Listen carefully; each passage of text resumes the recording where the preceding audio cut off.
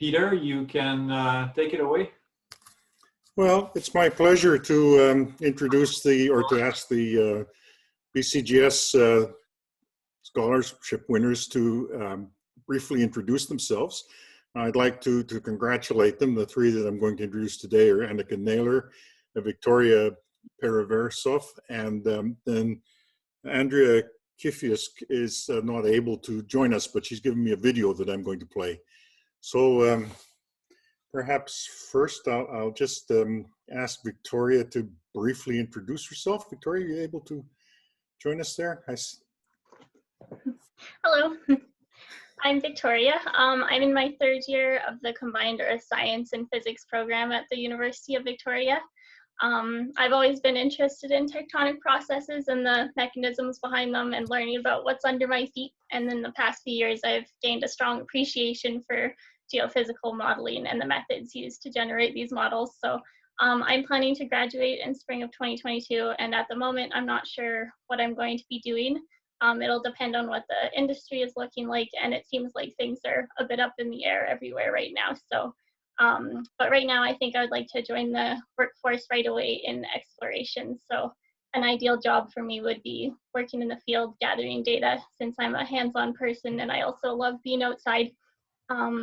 However, as I mentioned, I'm also interested in generating models and data analysis, especially with seismic data, and I'd be interested in joining a team and researcher in industry to pursue that passion. So whatever I end up doing, it seems like geophysics has a lot to offer, and I'm excited to take that in as much as possible. So that's me. Thank you, Victoria. Well, I'm sure you will have an interesting life, and with luck, geophysics will be a part of it. Thank you. Thank you. Annika, would you like to briefly introduce yourself, please? Sure. Hi, I'm Annika Naylor. I actually worked with Dom, so it's nice to see his face here. I'm a fourth-year geophysics student at UBC. I spent the past summer interning with Cartman and Camp. And Dom was kind of my mentor for most of the summer, and we got a lot done, and so that's nice. I'm hoping to graduate this upcoming April or May or whatever Zoom allows. I'm hoping to go into something related to carbon sequestration, kind of along the lines of the work I did as an intern this past summer, researching the carbon sequestration with certain types of rocks. And yeah, that's about it. Thank you. That's great, and that sounds really interesting. Okay, I'm going to try and play a clip here from Andrea. So if I could share my screen, please. You should be able to, Peter. Let me just double check. Okay, I've asked for it. I think you have to give me control. You should be able to. Ron just did it. Do you see? No, if you click on the big green button, it doesn't. Does it complain or?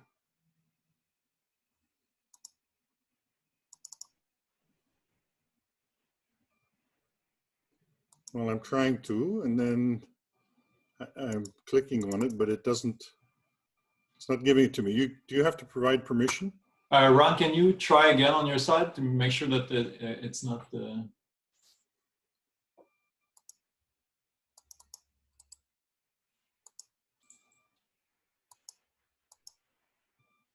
Okay, good.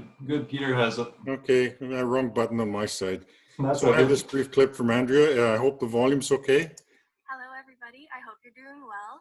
Unfortunately, I was unable to attend the BCGS meeting today. I really wish that I could have, but I am still hoping to take the chance to introduce myself to you. My name is Andrea Kifiusk, and I'm an undergraduate student at the University of Victoria, and I'm in my last year of an Earth Science degree, which is so exciting. During my years at UVic, I was able to complete the co-op program. I did placements for the Department of National Defence as an environmental technician and for Environment Canada up in Yellowknife as a Northern Climate Services analyst.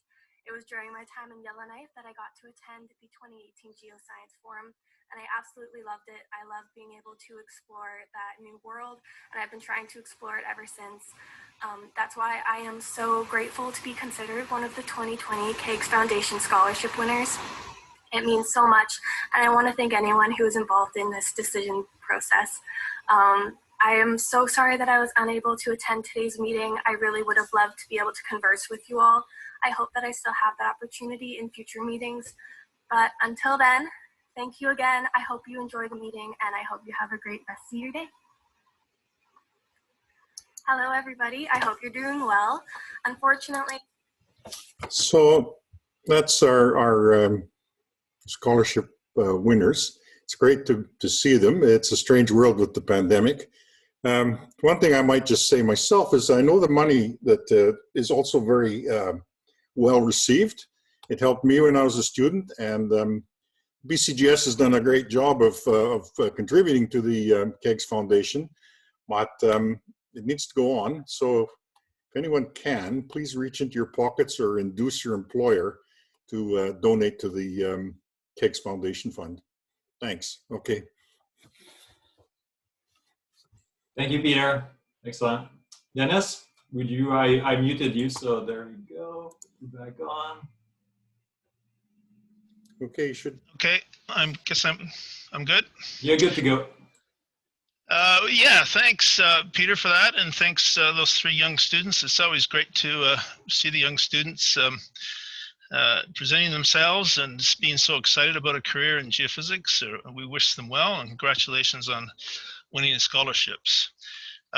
Most of you are probably aware that the BCGS had to cancel the annual fall symposium this year because of COVID. We were going to do a sort of expo of drones that could be used for geophysics, and even more generally in the mineral exploration, just drones used for mineral exploration. It wasn't going to be so much about the geophysics itself. It was going to be more about the drones, what the drones are capable of and what they can't do because of various government regulations and all that sort of nitty-gritty part of it. And it was going to include a demonstration day at Burnaby Lake Park. Hopefully we'll be able to do this next year, but for this year we had to bow out. And our keynote speaker was going to be Ron Bell. But he agreed to give his keynote overview of drone geophysics to us today. That's the same one he would have given at the symposium if we had it. This is more or less a lead-in to his own SEG workshop that he organized with others in Denver called a Summit on Drone Geophysics. It's going to be held next week, Wednesday through Friday, 3 hours each day. And I really urge anyone remotely interested in drone geophysics to sign up because he's got a great list of speakers. You can go to the website and have a look at who's lined up to talk, but it looks really interesting. Ron graduated with a BSc in Applied Physics from Michigan Technological University in 1976, which is just 3 years after I graduated from Queens. So he's just about as old as I am, but he looks a lot better actually.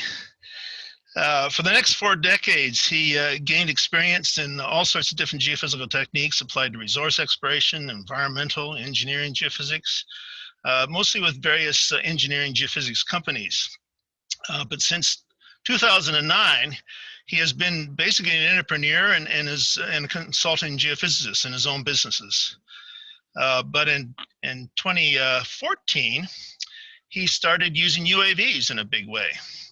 And he really got into it, and since 2016, he's been calling himself the world's first and currently only geoDRONEologist, and I love that term, Ron.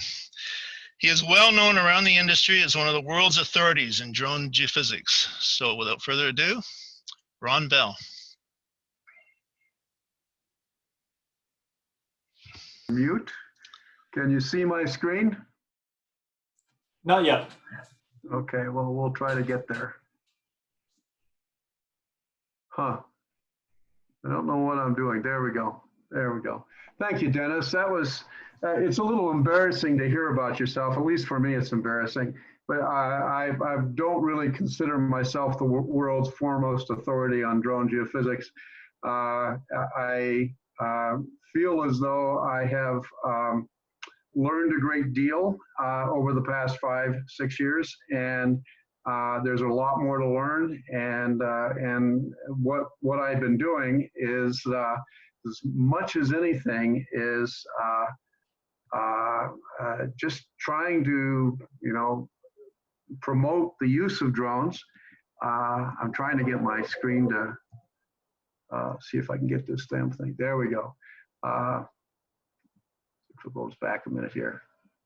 So the title of my talk is started out to be an all too brief history of drone-enabled geophysics, subtitled Shifting the Paradigm with Every Mission. And then I received an email from Jerry Roth who says, you better put a hyphen in between that. And so the title became a brief review of drone-related geophysics, which will inevitably be too brief. And then I thought a little bit more about it, including the hyphen between drone and enabled geophysics. And I thought that this is something that this audience might appreciate, some of my lessons, the lessons I've learned over the years, as well as some of the some predictions about what we can expect to see in the coming years. So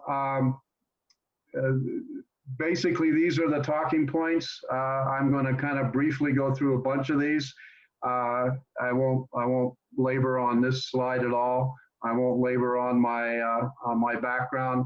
I will kind of give you a little overview of what I've been applying drone magnetics to.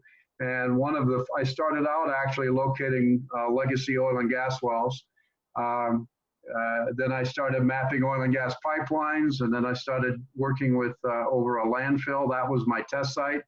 And then I did some project for groundwater resource assessment. I did a little oil and gas project. I did a mine site characterization project, and I did quite a few mineral exploration projects, operating at high elevation here in Colorado, operating in rugged terrain, working in tree-covered areas. I actually went up to the Upper Peninsula of Michigan a year ago and flew a project up there, which got me some exposure to what it takes to work in tree-covered areas, very similar to working in Eastern Canada, or maybe even quite a bit of Canada. And then I've done a fair amount of work in the Southwest US, which is basically desert. And then I've created a test site that I've given several talks on, and I will be going back to do some more work in a little while, not only with magnetics, but I've got a shallow looking EM system that I'm going to be applying to the problem. And that's over what is originally thought to be an impact crater. My colleagues and I now think it has a different origin. So, and we're trying to apply the geophysics to actually prove up or at least make an argument for what that origin is. So, I wanted to bring everybody's attention to a recent issue of the Fast Times, which many of you may know about, which I was the editor of, on drone geophysics and remote sensings. It's available at that website. You can download it. And also, as Dennis mentioned, the Summit on Drone Geophysics, which became a virtual online program. It was going to be in Houston. We took it from a one-day workshop and split it into 3 days to kind of give everybody a break from, we felt that a full day, 8 hours of Zoom was just way too much. So we broke it into 3 days. We think the program is excellent, and what we're doing is actually beginning the process of building next year's program, which I wish to have in Denver. That's at least my leaning, or if I have any influence over it. And then that will, the following year, we'll do it in Denver, but we'll be at that point reaching out to other associations and trying to bring them into participating, making a standalone conference of its own, which might be termed Summit on Drone Geophysics and Geosciences. So I want to bring this to your attention as you move forward in your usage of drones. Please consider contributing, or I'm looking for people that would want to sit on the steering committee and help us kind of pull this thing together. So I created a term Dennis is, I didn't know you were a little older than me, Dennis. Thank you for actually pointing that out. But I've been around for quite a while, and I got to the point where I decided that I was kind of noodling on what I was doing with drones, and I was using drones to map geology and including detecting and delineating buried objects. Basically, I was using physics to mimic the Earth, whether it was through remote sensing or the subsurface through geophysics to inform us about the rock and the objects buried within the Earth. That to me is a definition of geodroneology, and as a result, I've taken on to become the world's first and foremost, I'll use the term foremost, geodroneologist. I'm at least the first, but I've been around nearly as long as Dennis, and so I figure I can call myself the senior geodroneologist as well. This slide I put together pretty early on in my understanding or exploration of usage of drones, because I don't really distinguish the difference between geophysics and remote sensing. On many days I'll say it's all geophysics, and on some days I'll say it's all remote sensing.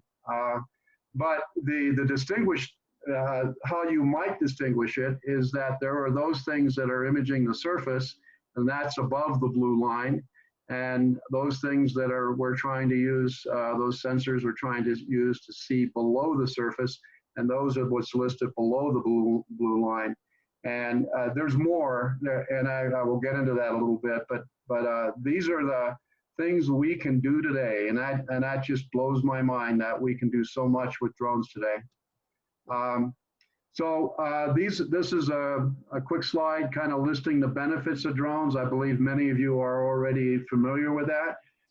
One of the things the reasons they get employed a lot is because we can access difficult areas. One of the reasons, if you're not doing mineral exploration, you're looking at other problems, and where ultra low altitude surveys are extremely important. So that's actually a direction I'm working on right now. We can improve our spatial data density. That's a huge, huge benefit, I think. We can increase our signal strength. We're closer to the source. We got more signal. One of the reasons that I originally would quote or state why we get into it is you got lower operational costs. I think in general that's a true statement, but I'm not sure it's exactly the reason to actually get into it. We get improved safety from field staff. We get reduced risk to property damage. It facilitates temporal change detection. I believe in the future we're going to see a lot more of people using drone surveys to actually look at changes in the environment, and then or the problem or the area, not necessarily for resource exploration, but for other problems. And then what I'm doing now is I can turn around my data in the field and give an answer and actually go back and refly areas. So we can do quick turnaround of data in the field. It may not be the final product, but it'll be good enough to actually make some in-field decisions on what the next course of action should be. So, by the way, some of the slides you'll see the photos of data on the side, or the plots of data are data sets that I own, that I collected. The one on the left here is a drone magnetic survey where I located 4 legacy oil and gas wells using a magnetometer, the MagAero. And over the course of about 2 hours, it would have taken us a full day to acquire all of that data. But also let me speak to the limitations of drones, weather being probably the one that impacts us the most. Site access, vertical structures, trees, for example, short duration flights, that's a big one, small payload, and the flight characteristics of the aircraft. Those are limitations. The restrictions we all know about, or if you don't, you will learn about them. I won't go through that too much, but this is a sort of a history, and I actually got excited in the early 2000s about the use of drones when I went to a conference up in BC, I think I went to the Roundup, and I saw there was a company there, Universal Wing, that had a drone on display. And then shortly after that, about the same time, this issue of exploration trends came out, and Fugro, that magnetometer on drone on the front, is what they did put together. You can see that people were flying drones gamma ray spec. They tended to be bigger aircraft. They all tended to be fixed wing, and it tended to be government research or university researchers with a small number of companies trying to put some commercial usage to it, to the use of drones. That was, I would say, through about 2010. And then from 2010 on, we have seen what I refer to as the golden age of drones, at least drones applied to geoscience. And we aspire to do photogrammetry and LiDAR and thermal infrared and near infrared, hyperspectral, gamma ray spectrometry, magnetometry, VLF, EM, radio frequency EM, semi-airborne EM, and EM conductivity. All of those things we could do today with a drone, at least in some measure. And I think I've heard that people are doing sub-audio mag and even seismic work using drones. And there's some rumors that they're collecting data with a drone, gravity data with a drone. And I've been told that some folks are working on IP, drone IP. That just blows my mind. Who's doing it? Government researchers, university researchers, commercial entities. We all know that there's a lot of interest in doing drone surveys, drone mag surveys now, and a lot of interest in actually taking EM and putting in EM techniques on a drone. So what are the drivers that are spurring the drone growth, that spurred the drone utilization? The first ones, I would say, was just we got real benefited by the developments in electronics, the advances in batteries and power systems, and the aviation advances. The multi-copter really changed the world of what we were able to do with geophysics. Government regulations changed. DJI is the biggest drone company in the world. Actually, we benefit a great deal from the fact that they brought out drones that we could use that were affordable. And that just meant that there was a lot more people getting into it and doing different things. And then we started to see new sensors. The Mag Arrow that I use is one of those. There are others that have been coming out.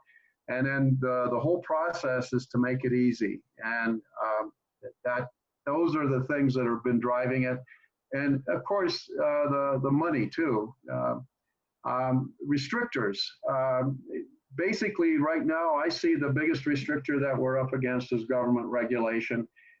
In the US, we hear a lot about drone ID, the unmanned traffic management system.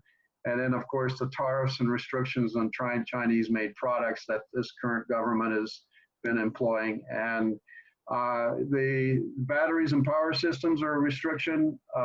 Advances in aviation, we're seeing some new thinking about what drones should be or could be. And then some software, the lack of software is potentially a restriction.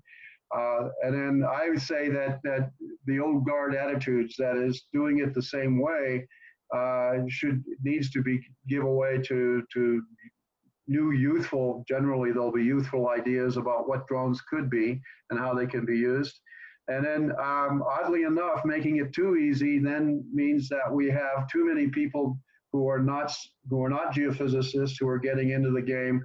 And I work with UAV service providers that think all you have to do is just buy the sensor, mount it on a drone, and then you're good to go. You can go fly it and make a bunch of money. And they quickly learn that it's not that simple and not that easy. And then, of course, market acceptance. And in large part, a lot of my work in the last 2 or 3 years has been to really gain market acceptance through the stuff that I do. Well, Fast Times is a great example of what I'm trying to do to get more voices out there to let people know what we can do with these aircraft.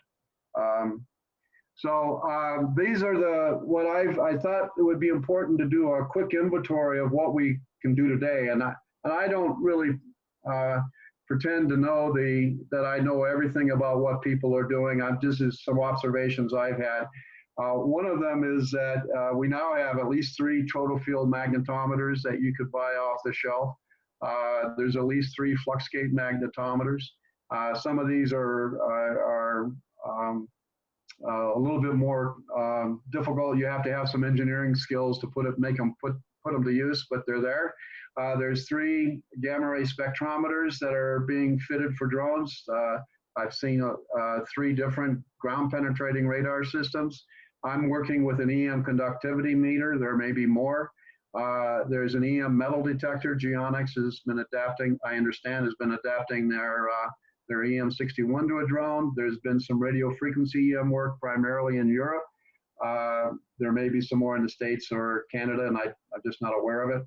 And then there's some semi-airborne EM that sort of falls in the range of radio frequency EM.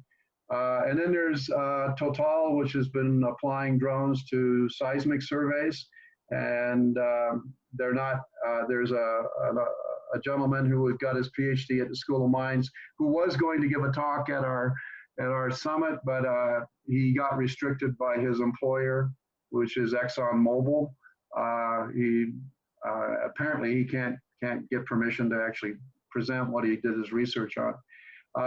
And I've heard that there are folks working on gravity and IP for drones. That's pretty phenomenal.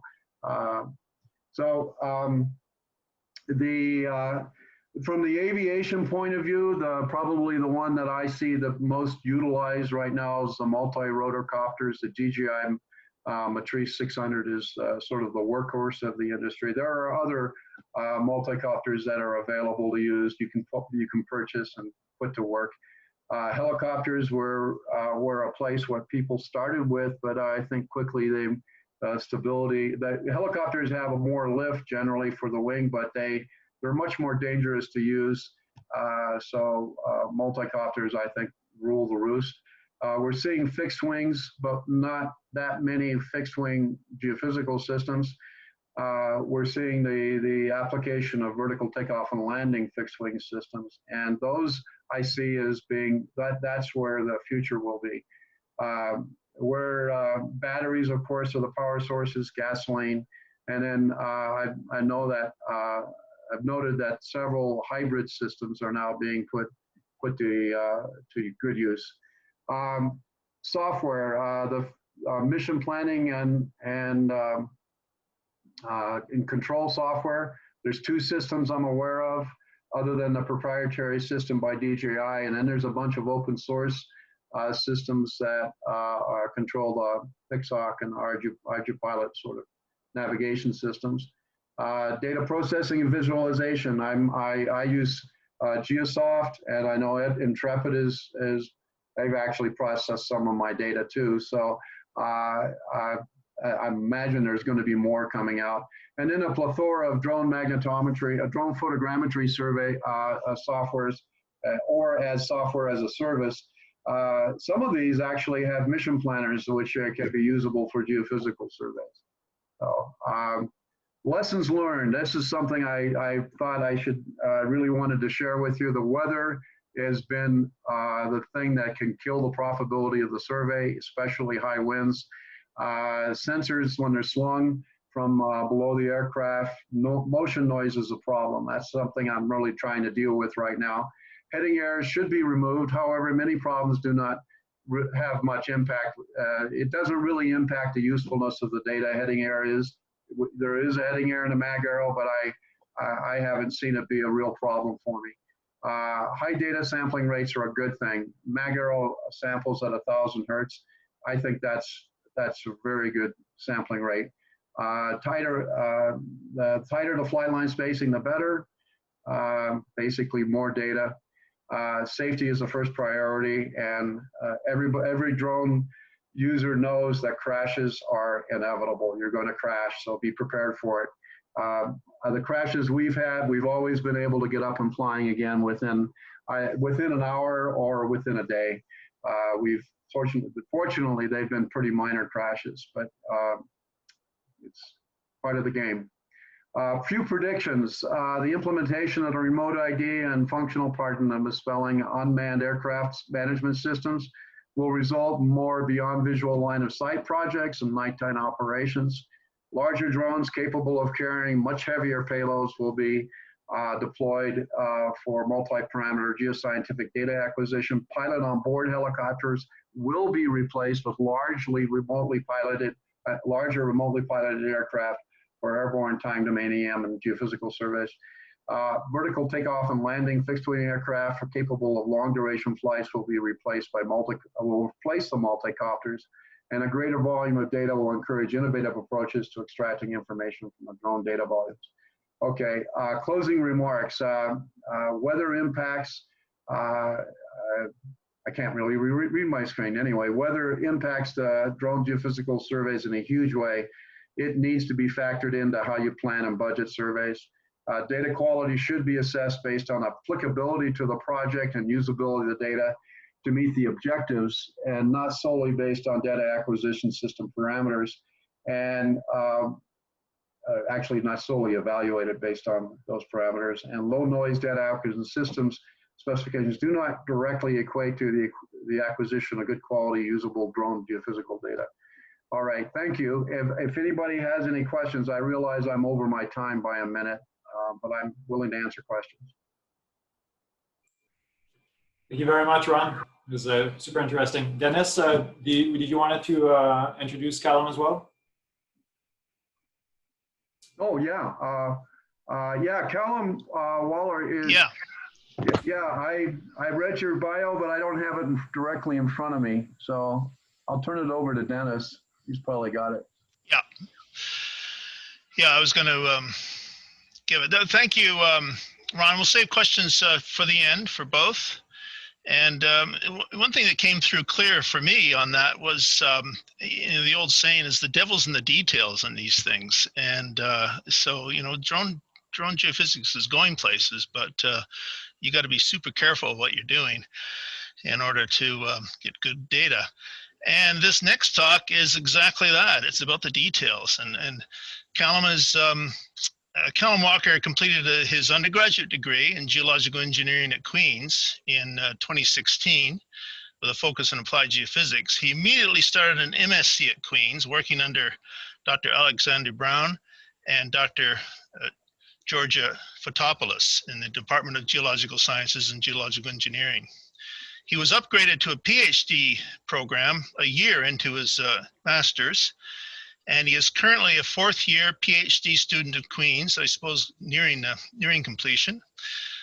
He's been investigating the design, integration, and application of UAV-Borne aeromagnetic surveys for improving target characterization. So I will pass this over to Callum. Perfect. Okay, can everyone see my screen and see me up on the top right-hand corner there? You are good to go. Awesome. Okay, yes, so the talk I'll be giving is a little bit more on the nitty-gritty stuff with UAV magnetics in general, and a lot of what my PhD research has been looking at. Specifically, the title for this is Characterization and Mitigation of Unmanned Aerial Vehicle Electromagnetic Interference for Geophysical Surveying. So the whole idea with what my research began as was integrating geophysical sensors on multi-rotor UAV platforms. And obviously specifically to my research, this was UAV-Borne aeromagnetic systems and being able to come up and develop these. So the key thing with this we have to understand is that there's two main systems here that we have. Magnetometer, making sure that we have good quality data when we're going around flying with it, and then also the UAV, making sure that it can actually fly efficiently as well as stay in the air as much as possible while we're doing this. So what you saw throughout Ron's talk and what you've seen here with the first system we kind of developed back in 2017 is that the magnetometer is slung quite a far distance away from the multi-rotor UAV. This is a little bit different to say if you have some of the other sensors that are common on UAVs, which would typically go in the payload bay.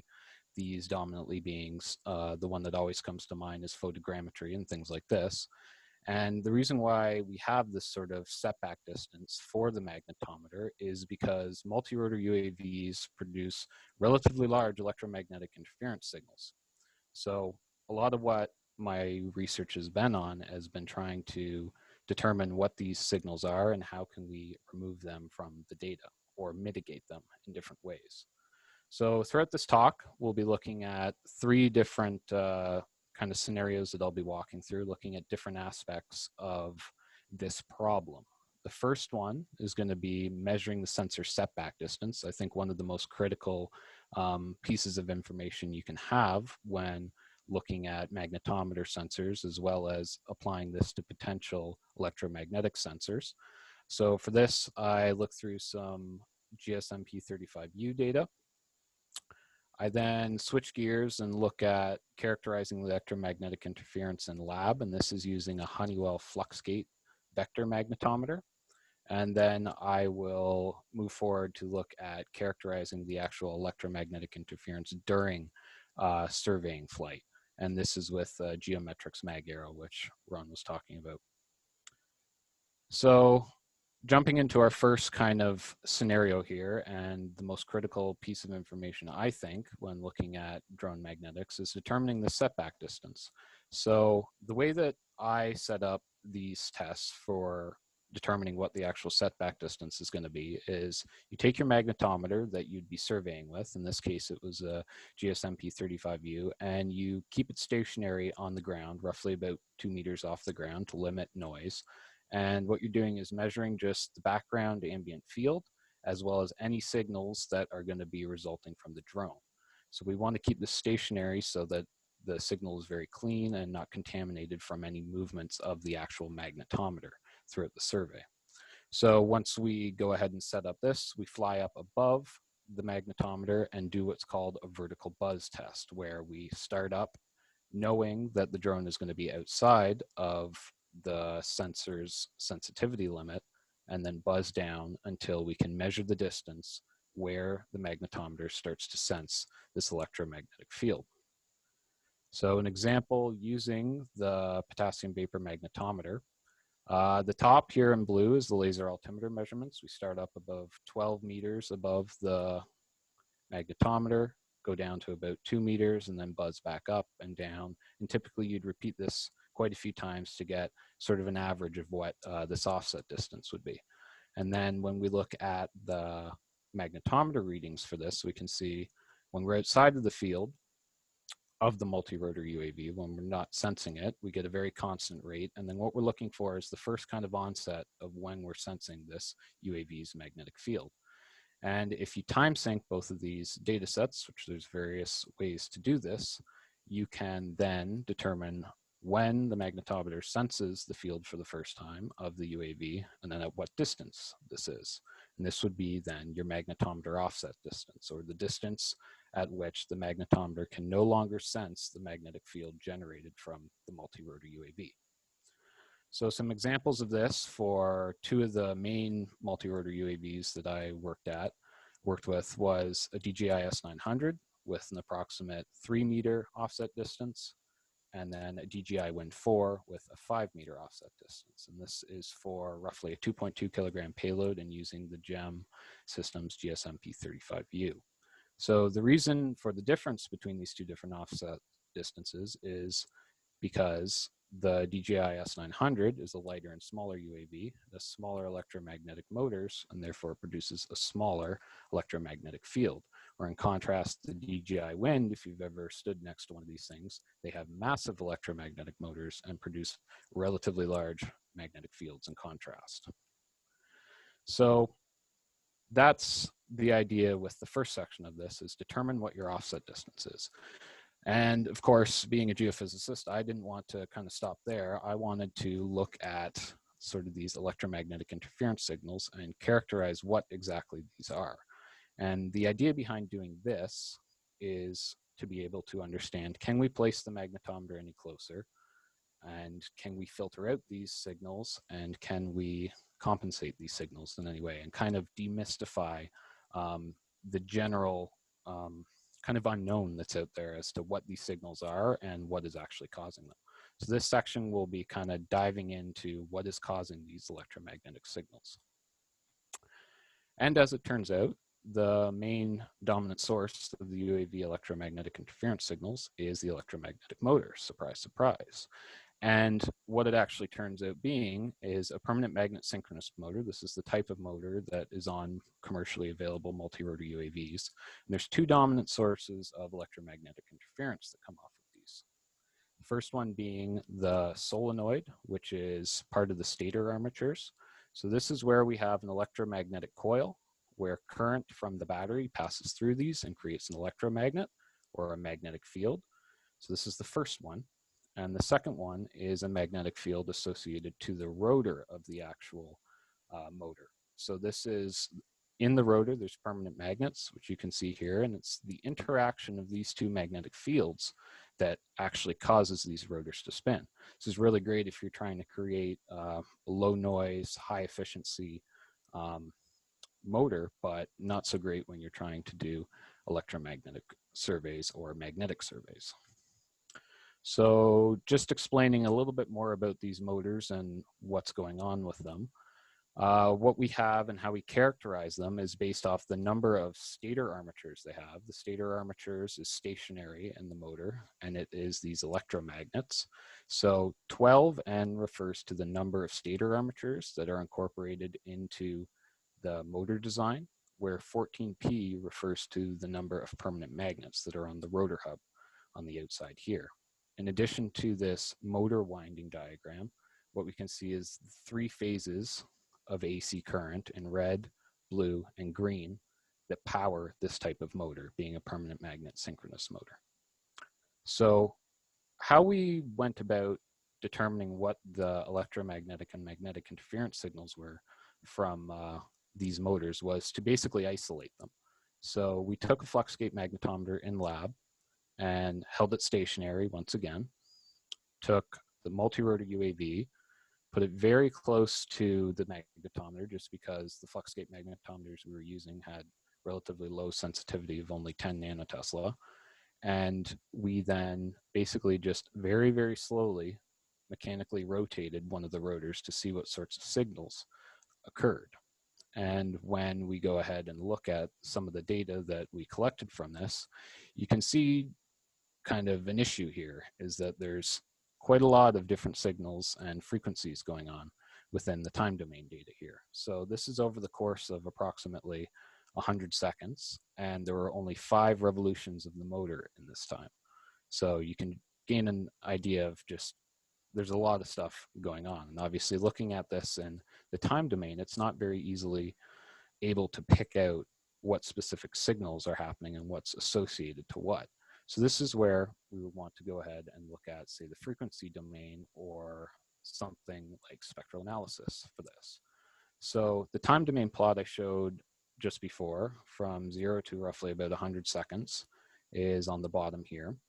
For a spectrogram, which plots both the time domain component in the x-axis as well as the frequency domain component in the y-axis, we can then see, given the constant rotation rate, what these different signals are throughout it, as well as the frequency domain here.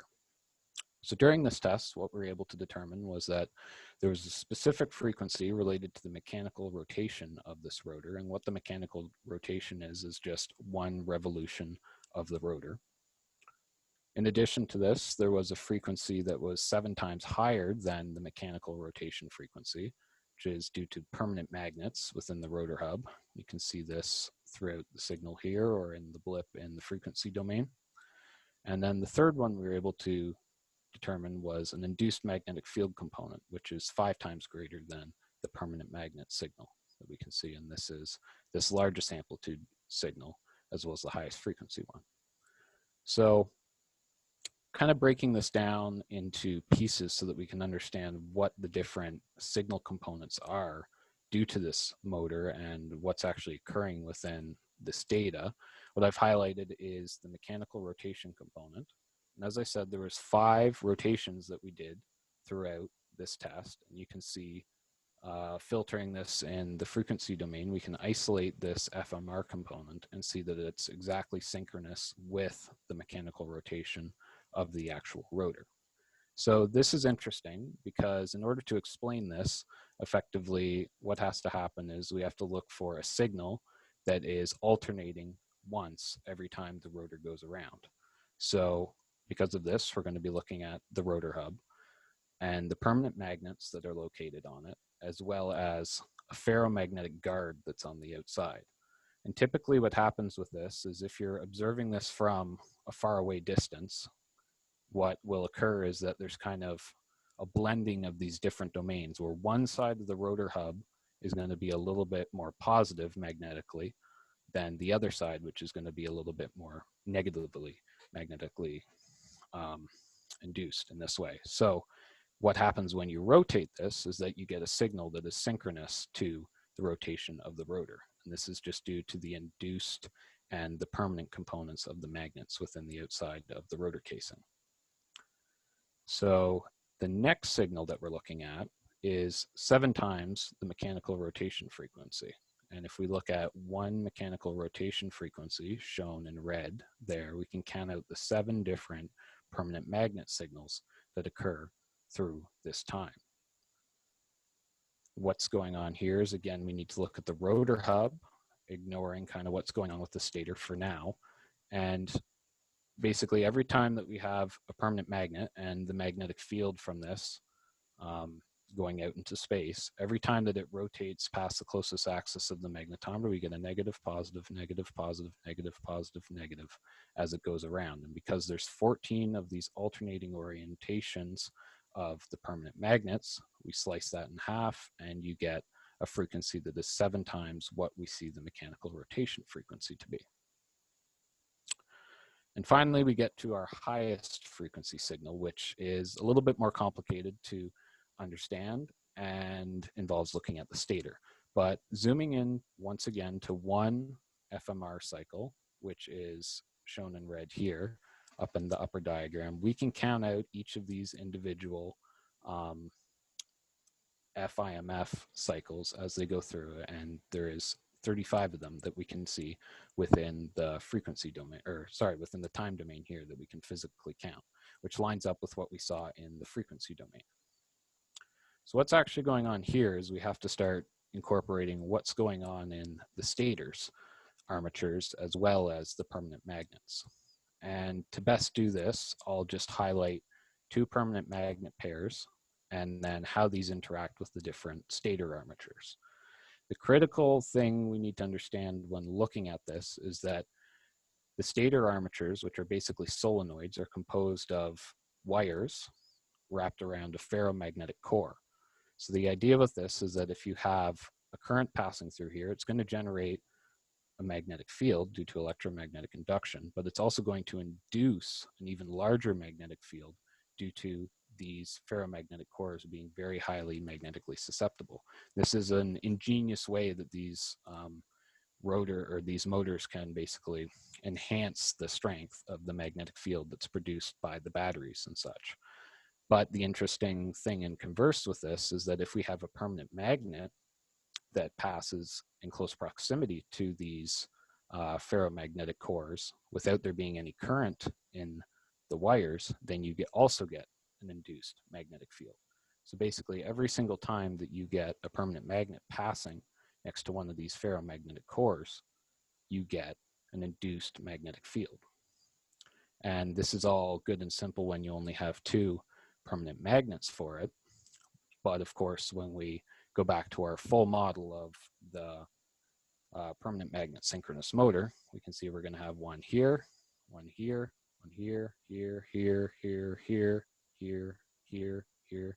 You get the picture. There's going to be a whole bunch of them per every rotation of the rotor.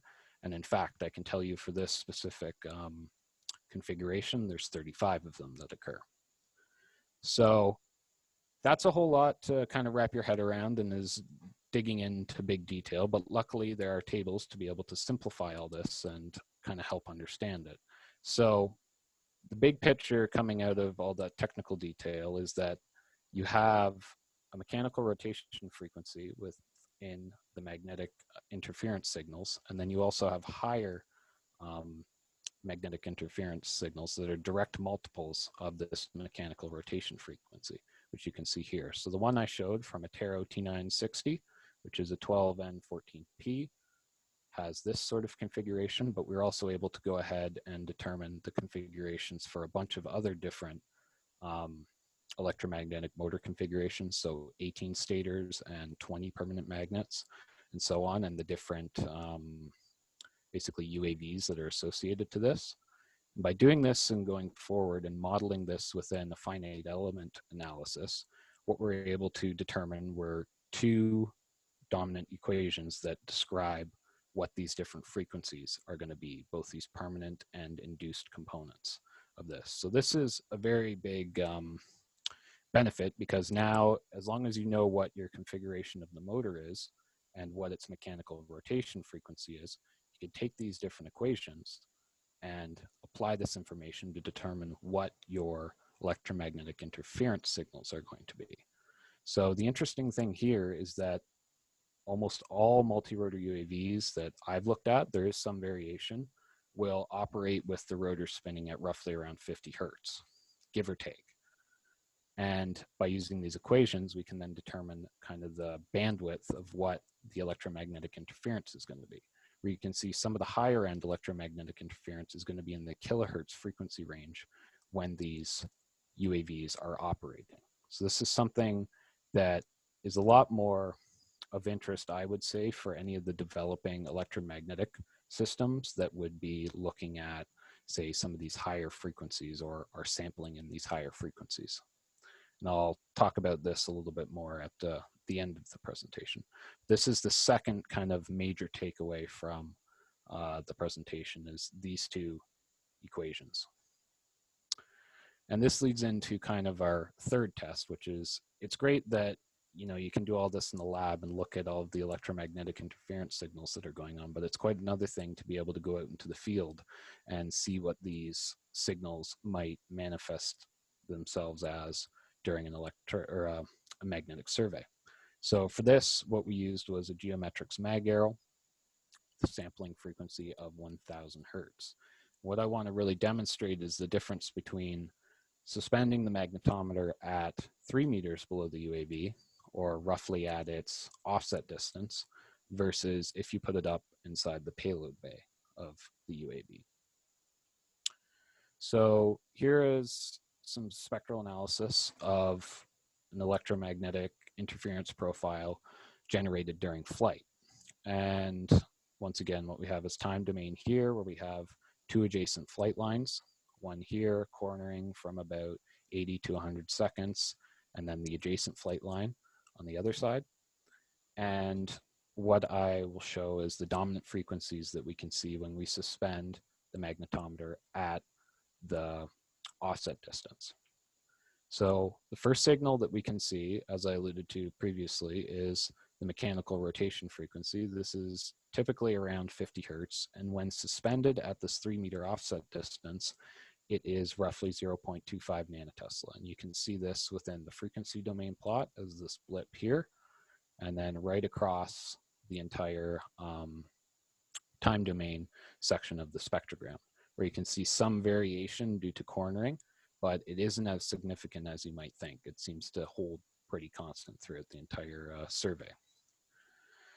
The other thing that Ron talked about in his presentation, actually, that I'm not sure a lot of people fully understand, is that more important and higher amplitude than the mechanical rotation frequency due to the rotors is actually a swinging signal of the magnetometer. So when you suspend these magnetometers, they're swinging back and forth underneath the multi-rotor UAV, and you can get quite a strong amplitude signal in this. In this case, it wasn't as high as some of the ones I've seen, where it was only 2 nanotesla, but this is still something significant that you have to take into consideration.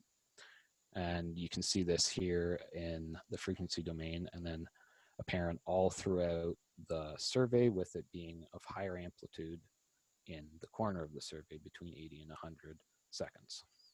And then finally, our signals of interest, which are geologic signals. In this case, the example was just going over a mafic dike that produced roughly a 400 nanotesla amplitude signal. So this leads us to our other case scenario, where if we place the magnetometer right up inside the payload bay of the multi-rotor UAV. So of course, with it being closer to your source of electromagnetic interference, you're going to have higher amplitude signals within your mechanical rotation component. So you can see this here, very high 15 nanotesla signal apparent throughout the entire data set. Here we don't have a swinging signal, which you'd expect to see somewhere around here, just because the magnetometer is fixed directly to the UAV and isn't actually swinging.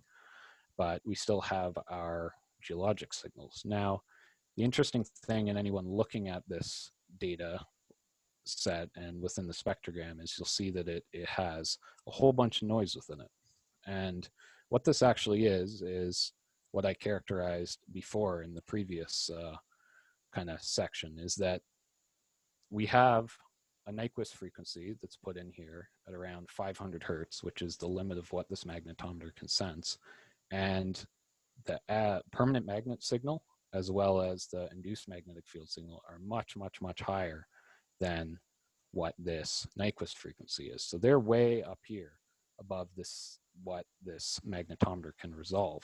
And as a result of this, because they're aliased, what you end up seeing is basically white Gaussian noise within the survey, where you have all this random noise being plopped in within the spectral domain that is also overlapping with your geologic signal, which tends to be a bit of a problem to try and deal with when you're using different filtering techniques. So this is the main reason why this sort of configuration can be quite an issue, and why a lot of people that say might have a camera and then try to upgrade to a magnetometer and just place it in here tend to have some issues with data integrity.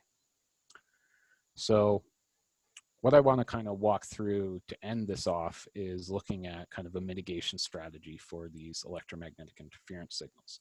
So obviously the first one, and the critical piece of information that you need to kind of know when integrating these systems, is what is your offset distance going to be. And then once you know this and set up your system so that it's flying with this configuration, you're going to have to still filter out some of these signals that are apparent in the data. So if you're looking at the Geometrics mag arrow, you're still going to have to filter out the mechanical rotation component at roughly around 50 hertz, as well as the swinging signal. Whereas, say if you're using the GEM Systems GSMP35U, because it samples at a lower sampling frequency of 10 to 20 hertz, you're not actually capturing this mechanical rotation frequency within the data anymore. However, you're still going to have to filter out the swinging signal.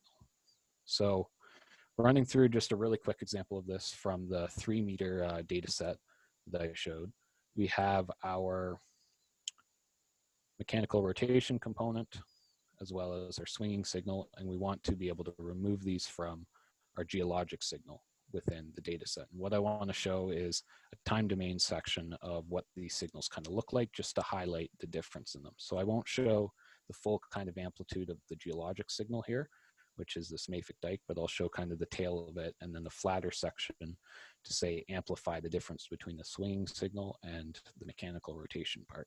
So zooming in on this, what we can see is that our high frequency mechanical rotation signal is basically right in here, and it's zipping back and forth really, really fast at 0.2 nanoteslas in amplitude. Our swinging signal at 2 nanotesla is much lower frequency and is going back and forth like this, which you can see. And then our geologic signal, once again, is this very long wavelength signal going up this way. So what we want to be able to do is place a cutoff frequency in specific locations to be able to filter out this data. And if we place one, say at 10 hertz, which we can see here, we can cut away this frequency that is the mechanical rotation or high frequency EM signals. And what this would look like is here, this is kind of exaggerated where the dots kind of overlap on top of each other. But basically, this is the kind of improvement you'd expect to see, where you just lose this 0.25 nanotesla high frequency signal while keeping both your swinging and your geologic signal in place. And then if we were going to do some more advanced filtering and be able to stick cutoff frequency in between this, what we can do is then separate the geologic signal from both of these sort of noise signals within the data. And this is what we ideally would want to do when looking at these surveys.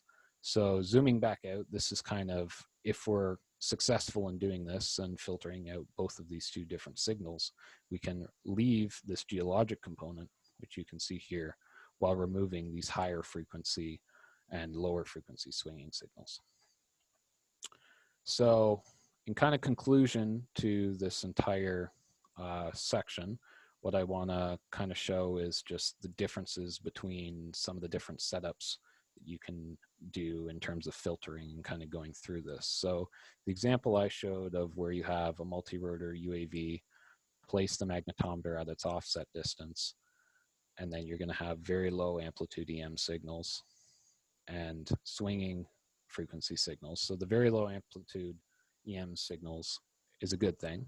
You can easily filter these out. The bigger issue with this sort of setup is actually the swinging frequency. A, because it's larger amplitude, but also B, because it's very close to some of what our target signals might be. And it really depends on what you're trying to look for in the data. And there's a bunch of different ways that you can kind of mitigate this with survey design as well as some other things. So one of the ways you can do that is by actually putting the magnetometer a little bit higher up. And ideally what this does is, okay, you're going to increase your electromagnetic signal because you're closer to multi-rotor UAV motors. But if you don't do it by that much, it's not going to be a major, major increase. And what you're going to do is basically increase your swinging frequency so it's further away from maybe what the band of your target geologic or UXO target signals might be, so that it's a lot easier to stick in a cutoff frequency in there. So comparing this to this system where you have the magnetometer right on the UAV, yes, you're not going to have a swinging signal, but as I demonstrated in the spectrogram, what your problem here is the white Gaussian noise due to being so close to all these very, very, very high frequency electromagnetic signals that basically flood all the frequencies with this noise. It basically raises your noise floor within your data if you put the magnetometer this close.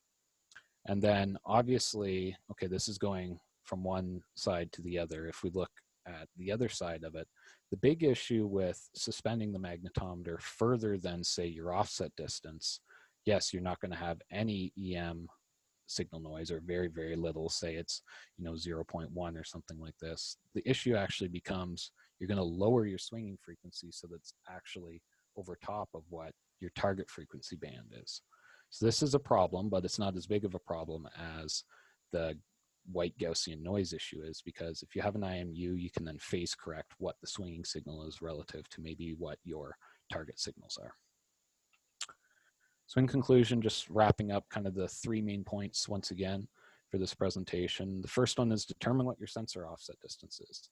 And this is the distance at which the geophysical sensor loses sensitivity to the UAV's electromagnetic interference.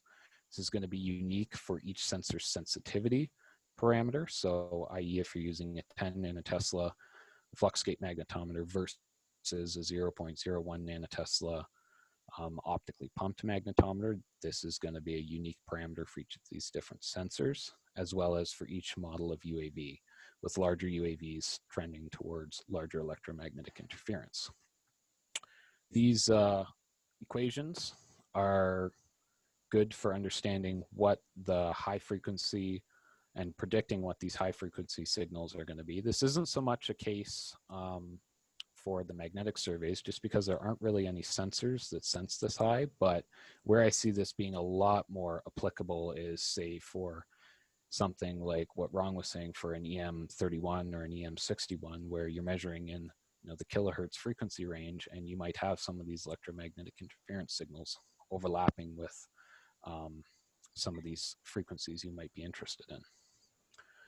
And then finally, once you've placed your sensor at the offset distance, you're still going to have to be able to filter out these two dominant signals that seem to remain within the data, which is the mechanical rotation of the rotor, as well as the magnetometer swinging signal. So with that, hopefully I'm not too over time. I'd like to acknowledge all of the different sponsors of my research over the past 4 years, NSERC being huge sponsor of this, the Society of Exploration Geophysicists, Society of Economic Geologists, as well as the KEGS Foundation. Been to a lot of great events with the KEGS Foundation over the years. And then I'd also like to thank MWH GeoSurveys for letting me use some of their data. So with that, I would love to answer any questions that anyone has. Fantastic talk. Thank you, Callum. It was super instructive. So yeah, as you said, if anyone would have questions for either Ron or Callum, feel free to turn on your mic, turn on your video, or just if you don't want to speak publicly, you can just post it in the chat window, and I will read them out loud. Maybe since Barry Naird had one there for a while, maybe I can start with his question. So the question is, Barry is in the business of creating very small, fast, low noise flux gate magnetometers. So his question is, if you have a dream sensor, what would be the specs that you would like to have? Because his sensors go on satellites, on spacecraft. So I guess if we can bring space technology to Earth, what would be ideal for you guys? Yeah, that's actually a really great question, and one that I haven't honestly thought about too much because we've kind of been stuck with what we're given, I find. But I mean, for the characterization stuff, definitely something that's very high frequency would be interesting to look at just for these different signals and trying to characterize it. I was talking to Ron before, and he was saying he's been looking into this as well as kind of what I presented here to help kind of better characterize this and make sure that, you know, we're accounting for everything. In terms of sensitivity, one thing I've found was that you kind of reach a noise limit to like the ambient magnetic field, which tends to be around 0.01 nanotesla, depending on where you are and, you know, the different solar cycles and things like that. So I don't know if, you know, getting a high sensitivity sensor is going to benefit much there, just because you run into this barrier of, even if you stick, you know, a super high sensitivity magnetometer in the field and don't move it, there seems to be this noise floor you reach that is, you know, orders of magnitude above what these sensors are supposed to go to. So yeah, I don't know. The flux gate, a really high sensitivity flux gate magnetometer would be very interesting to look at how these fields are kind of distributed underneath the multi-rotor UAV and how they overlap, because that's something that I don't think anyone can easily wrap their head around when these are actually flying at 50 hertz and how they all overlap. But anyway, I've drawn on for long enough about that. No, that's great. Richard Smith would like to ask if it would be possible, maybe Ron or you, Callum, know the answer, but if it would be possible to basically line up the phases of all the rotors so they can sort of cancel out, right? The perfect deconstruction of the EM signal. Would that be possible, you think? Yeah, it's something I've definitely thought about when looking at this, especially like, say, if you put the sensor underneath the rotor, so that it's geometrically kind of centered around all of these different magnets, you'd think that there'd be some sort of canceling. It's definitely something I would like to look into for sure, but I haven't seen anything where everything, you know, perfectly cancels out in one way. I think it would be rather tough with this kind of system because the rotors do rotate at different frequencies as they spin, just because of how the multi-rotor UAVs, you know, yaw back and forth, and how they actually fly, basically. So yeah, that would be interesting if you could do that, and I think more research would be my answer there. Does the frequency change as you throttle up or down, or is it constant? Throughout flight, it's mainly constant, but I think what we're seeing is because you have, you know, 6 of these different rotors all operating at once. Some of them might be going 45 hertz, some of them might be going 60 hertz sort of thing. So you kind of get this bandwidth around 50 hertz that's pretty wide. that is all these signals kind of overlapping on top of each other. Right. So that's typically what I see. They don't stay constant throughout flight the entire time. There is some variation, but looking at that slide earlier, if I can go back, what I was showing was here, you can see basically this is the mechanical rotation of all the different rotors. It doesn't vary that much until you get into the corner of the survey here, where obviously you're changing the rotation of them to be able to take the corner. So that's where you see it the most, but even then, it's not like it's dropping down to 10 hertz or anything like that. It might go down to 40 or something. So great question, though. That's something I would like to look into. Question for Ron from Peter Kowalczyk. He would like to know if you have looked into the VLF surveys. Yeah, Drone VLF, that is. Yeah, I would love to fly a VLF EM survey with a drone. I've asked the guys at Gem Systems to provide me with a system to test, and they happen to want me to buy it before they'll let me have it. So I haven't been able to justify it as yet. But I've also looked at, visited with a guy who built his own VLF EM system, and I haven't got there yet. I'm still on my list of to-dos. So the other question that I got was beyond visual line of sight with the FAA. In this country, you can apply for a waiver to any of the drone regulations, with the exception of a remote pilot. You can obtain waivers to actually be able to operate, but it requires that you convince or demonstrate to the FAA that you can maintain contact and control of the aircraft at all times, and you know the position of the aircraft at all times. And that is something that, even though we can fly my drone beyond visual line of sight, I don't have any way of actually proving that where it's at, other than what I'm getting from my radio control from that signal. I guess in the same line of thoughts, Stefan Rayford was asking about large drone for geophysics. The Chinese supposedly had a very large drone that could fly for thousands of kilometers or something. What's the status in the geophysics world?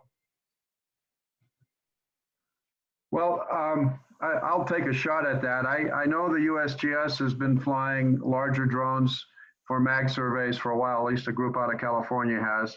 And the military certainly has carte blanche from wherever they want to fly.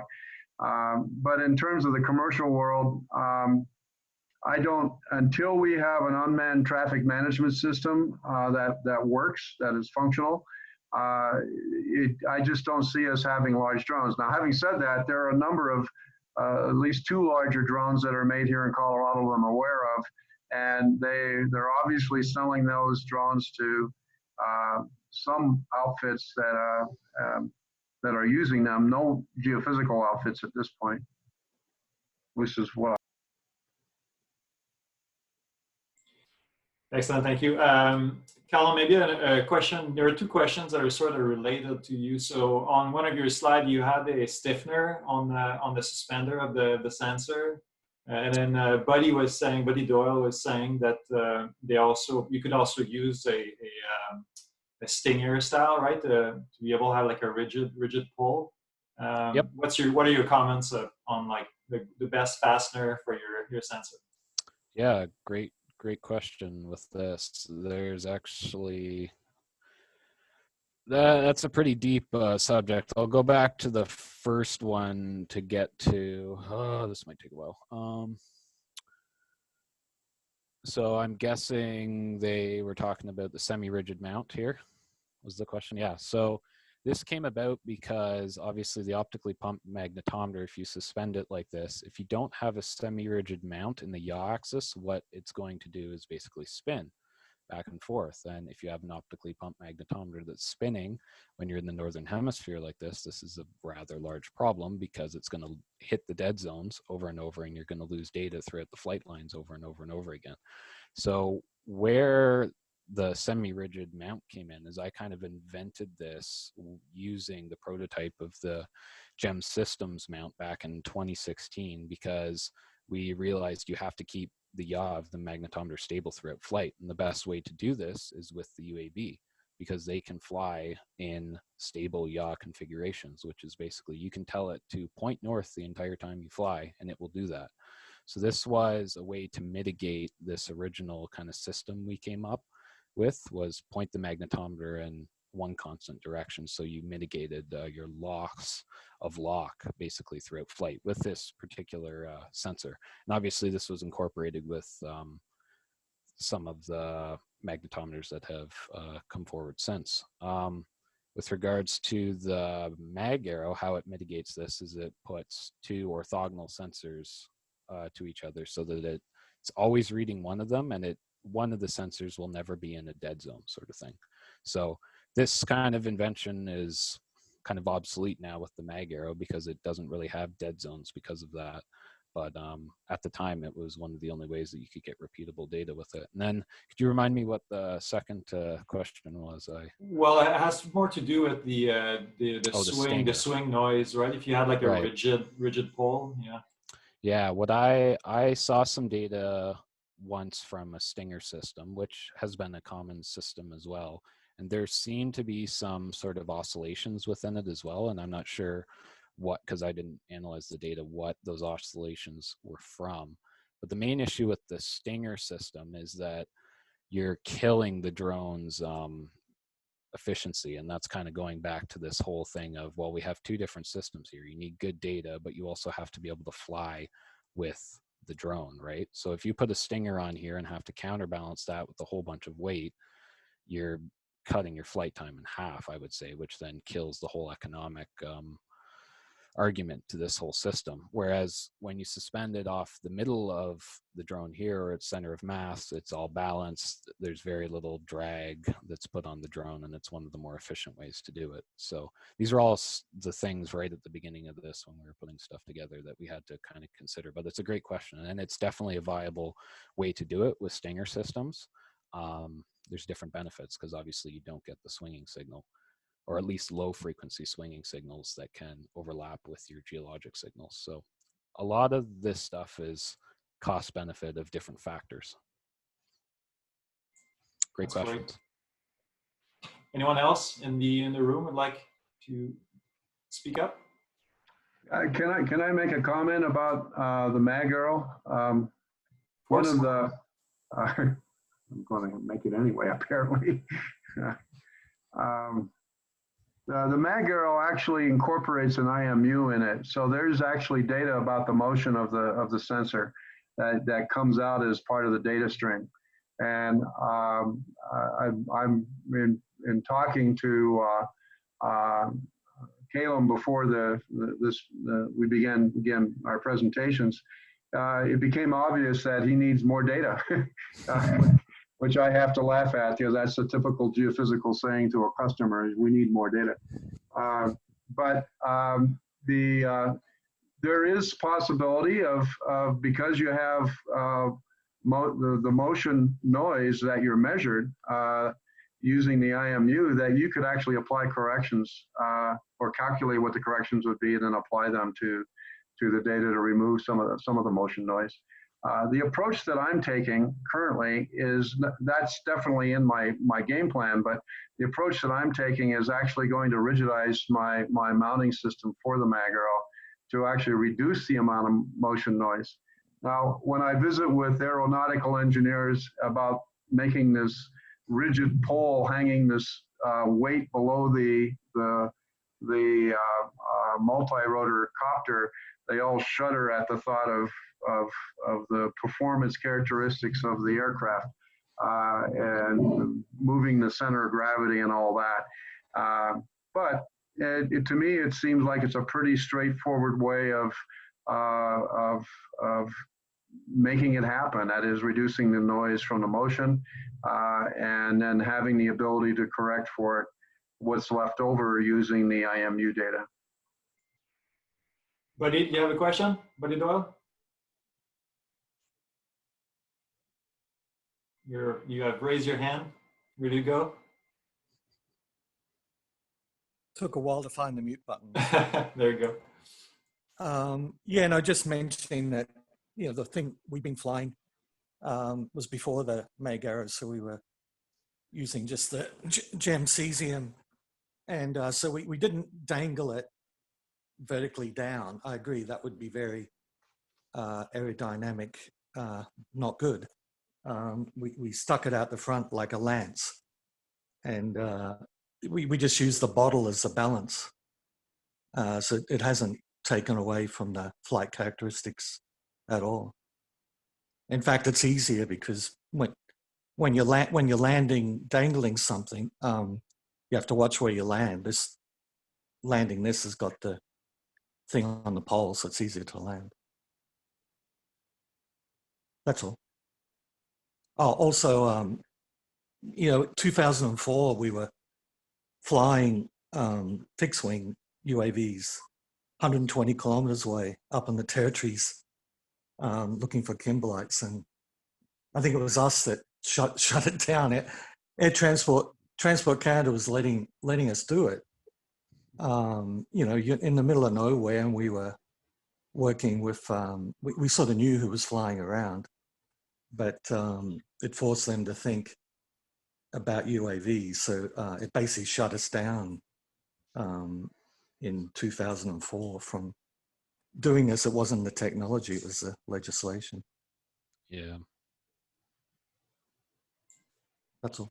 Took advantage of the gray area of new technology while it lasts. Peter, do you want to say anything? Oh, sorry. Go ahead, buddy. No, actually, just a comment. It's really interesting because, you know, we have these motors on the underwater vehicles we use, the autonomous vehicles, and they produce these magnetic fields in seawater. And because it's conductive and they're moving fields, we get electric fields. So all of the magnetic fields that you're measuring with drones, we see as electric fields when we're measuring electric fields with autonomous vehicles. Yeah. And so actually those formulas that you put up are actually quite interesting, because I'll take them back and look at the propulsion motors on the AUVs to see if that's actually where we've seen these spikes in the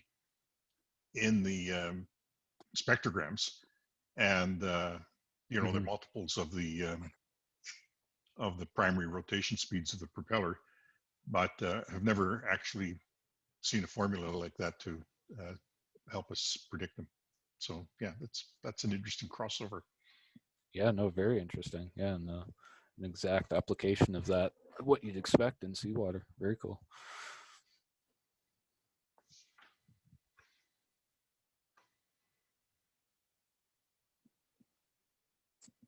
I see that I have a couple questions directed at me in the group chat. First one was from Sean Marasek, and he's asking, in the near future, will it be a cost benefit maximum for hiring a specialist contractor versus investing in getting your own sensor? And the second part of that is, how many missions do you need to do before a device will pay for itself? Both of those questions are challenging to answer. I think that specialist contractors have a real role to play. And I think getting into buying your own system is, you've got to be fairly prepared to take on the engineering and the data processing challenges that come with it, some of which Callum has done an excellent job of pointing out and addressing and trying to come up with solutions on. So at this point, I would say the best thing to do is to probably stick with the specialist contractors until you better understand what the ins and outs of doing drone mag or any drone geophysics. How many missions do you need before the device pays for itself? The mag arrow is a $40,000 US instrument, and Most of the missions that I've worked on are about a week or 2 weeks in duration. I would say I probably need a half a year's worth of work before I could pay for it, but it's doable. The next question is from Steve Griffin, who says CCM sensors work very well on high drag bird. Mag aerodynamics are terrible and easy to fix. Just add some drag to keep its axis aligned with the flight of direction. Actually, the folks at Geometrics are pretty proud of their design of the mag aero. One of the things that came up that we've discovered is that it kind of acts like a surfboard, so that when you're flying in winds, relatively strong winds, it tends to surf. It releases the suspension on the rigidity on the suspensions and what little there is. And so it surfs, and that adds more noise to the data. Actually, I take the approach that it needs to be somewhat of a semi-rigid mounting of it, and that's I'll hopefully within the next couple months I'll know better how well that approach goes, rather than try to add drag to the bird. I think it needs to be mounted more rigidly to the aircraft. I have another question from Barry, who's again more in the space sector. He's suggesting if you ever consider to put a second sensor real close to the AUV just to collect the noise part, be able to cancel it out in some way. Would that be possible? Yeah, that's a good question, and something that has crossed my mind a little bit. The issue with that, and what I really need to look at is, well, there's two issues. One of them is, what's the sampling frequency of this other sensor? Because if it's not collecting these high frequency signals that can be in the kilohertz or tens of kilohertz, then you're still going to have this aliasing effect within even that sensor and then your other sensor. So I think a little bit more work needs to be done to try and determine kind of the difference between the 3-meter suspension and what is actually occurring when the magnetometer is right on the UAV, and ensuring that you have the proper sampling frequency to be able to collect the full spectrum of what these signals are. Otherwise, you're just going to run into this problem of you can have some sort of white noise within there as it floods the different frequencies of data. But that would be something interesting to look at. And then how would you go about, if you have what these signals actually are in a high frequency, how would you apply them to, the lower frequency sensors that you're actually using for your geophysics? Because that's the interesting thing with this as well, is that these signals are such high frequency that most people, I don't think, even know that they're really there relative to what we're actually looking for in the geologic signals, which are very, very low frequency, relatively speaking. But that'd be something interesting to look into. Yeah, it's quite interesting to see the high frequency bleeding down so much. It's a parasitic. Yeah. Okay, so I think we're getting close to an hour and a half here. Maybe we can have one last question, burning question. Otherwise, I'll thank both Ron and Callum for tuning in, for giving us your time. Oh, Peter, you have one last one? Well, just an idea, and it's an arm wave, but if the noise is directly related to the motor rotation and the motor currents, you might be able to consider a nulling coil on the AUV. Mm-hmm. Yeah, like they do with the EM, with the frequency domain system. Well, not exactly. I'm just thinking that you know that the noise is directly related to the motor motion, and you know the phase of it. So you might be able to generate a nulling signal, which is following the motor drive. Peter, I think that's an excellent idea. The concern that everyone that is using these lightweight drones, even the heavy lifters, has is weight. So the more weight you add to compensate for the noise of the aircraft, the less weight you have less payload that you have to carry. So in a way, that's exactly why, although I frankly didn't think of it at the time, I was really more, when I first put the first mag arrow up, I was just trying to keep it away from the system, the aircraft, and through a bit of trial and error, I figured that 3 to 4 meters was about the optimum. Not as studied as Callum. It was really more of a practical approach to trying to not have to add more electronics to the aircraft, not to basically get it up and flying and start collecting mag data that I can maybe make some sense of. So, but when you go to fixed wing installations, the sensors and the electronics are available as a development kit from Geometrics, these CCM chip-based sensors. Yeah, you're going to want to compensate, and that's where the Nulling coils, you're going to want to apply that, figure out what the noise of the aircraft is, and because you really have no choice, because the aircraft becomes part of the sort of the measurement system. Which is exactly what I see is happening in the future, is that we're going to see more and more fixed wing installations of these small lightweight sensors, and they're going to have a role to play in the overall drone business, drone mag or drone EM or whatever. When it comes to the multicopters, though, I see the guys really wanting to go to smaller multicopters rather than bigger multicopters, and I think that's also a poor choice. The two things that I worry about most today is my navigation. Can I actually make the aircraft fly very precisely above the ground? And so right now I'm working with a radar altimeter that we're just conducting our first field trials of that this week, in fact.